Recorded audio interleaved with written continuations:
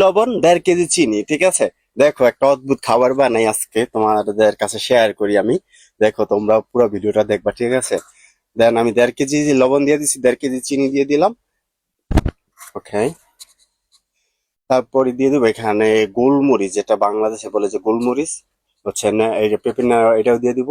দেওয়ার পরে এখানে মিক্স করবো একটা লিমনে একটা আরাঞ্চা, ঠিক আছে। এই আরাঞ্চা আর লিমনের সুগোটা ফার্স্ট টাইমে আমি চিপড়ায় দিয়ে দিম। চিপড়ায় দেওয়ার পরে দেন যে খোসাটা থাকবো না, এই খোসাটাও আমি এই উপরে ছোট ছোট করে কাইটা দিয়ে দিব উপরে, ঠিক আছে। দেখো আমি তিতরা করবো এখানে, তো তাড়াহুড়া করতেছি অবশ্যই। দেন তাড়াতাড়ি করে ওকে মিক্স করবো, এবার মিক্স ভালোভাবে মিক্স করতে হবে, যেহেতু সব মানে চিনি আর লবণ যাতে একসাথে মিশা যায়। যদি না মিশে তাহলে কিন্তু ভালো হবে না খাবারটা, ঠিক আছে।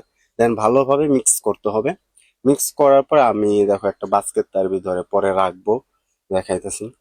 ভালো করে মিক্স করতে হবে, মিক্স না করলে হইব না, ঠিক আছে। আসলে এই খাবারটা কিন্তু আসলে ইন্টারেস্টিং। তোমরা না খাইলে বুঝতে পারবা না, ঠিক আছে। তো আমি নিচে ফার্স্ট টাইম কিছু দিয়ে দিব, কারণ বেশি নিচে লাগবে না। নিচে যেহেতু চোখলা আছে, মাছের ছালটা আমি ফালাই নাই, তো নিচে যে অল্প কিছু দিয়ে দিলাম, ঠিক আছে, সুন্দরভাবে।